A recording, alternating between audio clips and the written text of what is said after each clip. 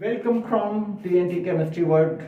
आज हम लोग क्लास 11 के मॉडल क्वेश्चन को सॉल्व करने जा रहे हैं। बड़े ध्यान से देखेंगे, इसके साथ रिलेटेड कॉन्सेप्ट भी आपके सामने मैं देने जा रहा हूं। ठीक है, तो आइए देखा जाए। Number 1 question number 1, write down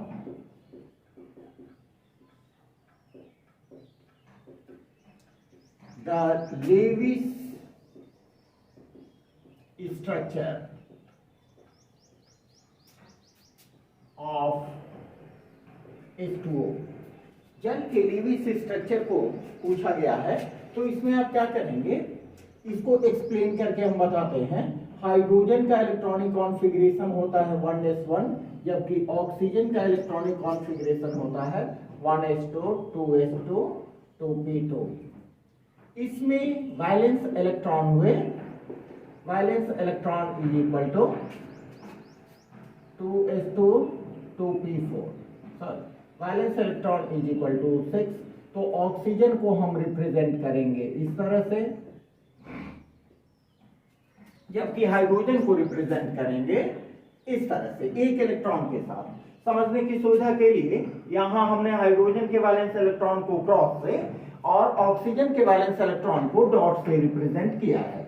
अब दोनों को दो ऑक्सीजन एटम, दो हाइड्रोजन एटम एक ऑक्सीजन एटम के साथ कंबाइन करता है। ये देखिए, ऑक्सीजन का एक एक इलेक्ट्रॉन, ये तो एक्स्ट्रा लोन पेयर है, ये हाइड्रोजन एक एक हाइड्रोजन से कंबाइन करेगा। ठीक है, कंबाइन करके जो रिजल्टिंग स्ट्रक्चर देगा that is Lewis dot structure. इसको आप ऐसे भी लिख सकते हैं, लाइक दिस। ठीक है, इसको अपने से ट्राई कीजिए। नेक्स्ट चलते हैं सेकंड सवाल। सेकंड क्वेश्चन है डिफाइन आइसोलेटेड सिस्टम। ठीक है, तो इसको देखें, और हमने इस डुओ का जो स्ट्रक्चर बनाया, आप लास्ट वाले रिजल्टिंग स्ट्रक्चर को लिखेंगे। हमने एक्सप्लेन करने के लिए उतना बताया था पिछले सवाल में। आइसोलेटेड सिस्टम, आइसोलेटेड क्या सिस्टम क्या है? वैसा सिस्टम जो सराउंडिंग के साथ न तो एनर्जी न ही मास को एक्सचेंज कर सकता है, उसको आइसोलेटेड सिस्टम कहते हैं। आइए देखते हैं। The system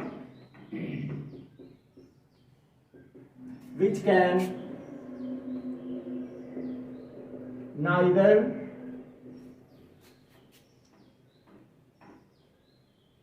exchange mass nor energy with surroundings।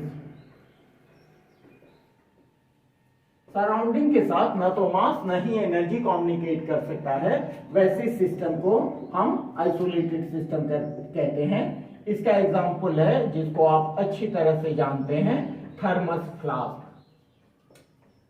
Thermos flask में इसको एक्सप्लेन कर, आपको इतना ही आंसर लिखना है। वैसे समझाने के लिए मैं बता देता हूं कि ये है आइसोलेटेड सिस्टम।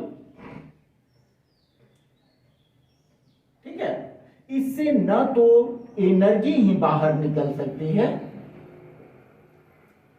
न एनर्जी बाहर निकल सकती है, और न ही मास बाहर निकल सकता है।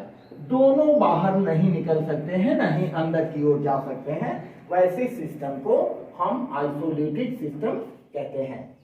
आइए चलते हैं तीसरे क्वेश्चन की ओर।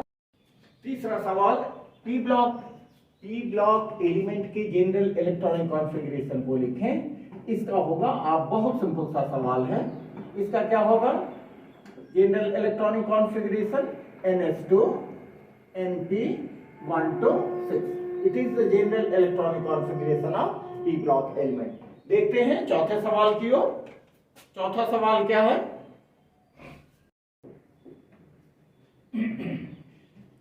इक्विलिब्रियम के ऊपर कैटलिस्ट का क्या इफेक्ट होता है?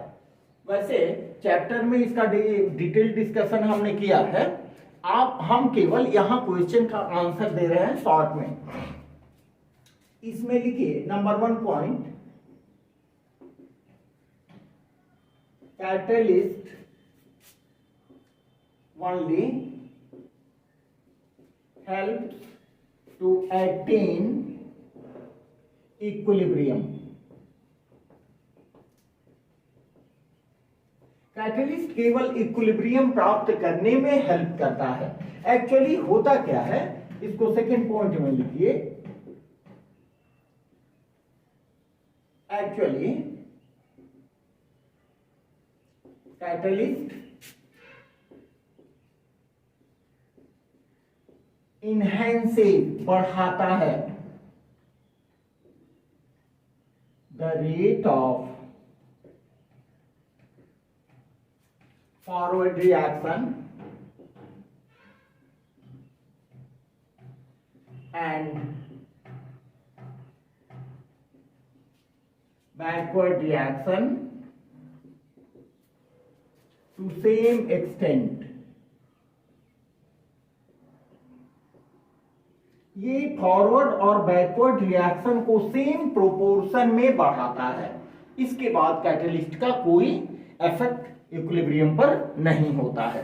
चलिए आइए नेक्स्ट सवाल की ओर चलते हैं। ये सवाल है ऑक्सीडाइजिंग एजेंट को डिफाइन करें। इसको 2 पॉइंट में हम लोग पढ़ेंगे।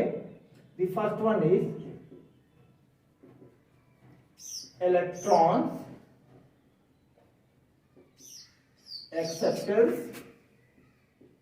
are oxidizing agent. The second one is the reagent which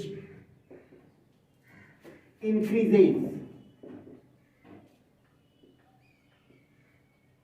the oxidation number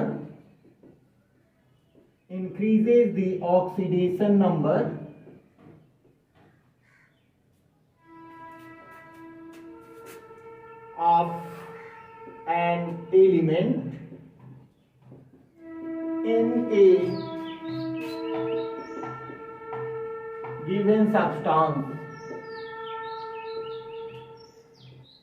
are called oxidizing agent.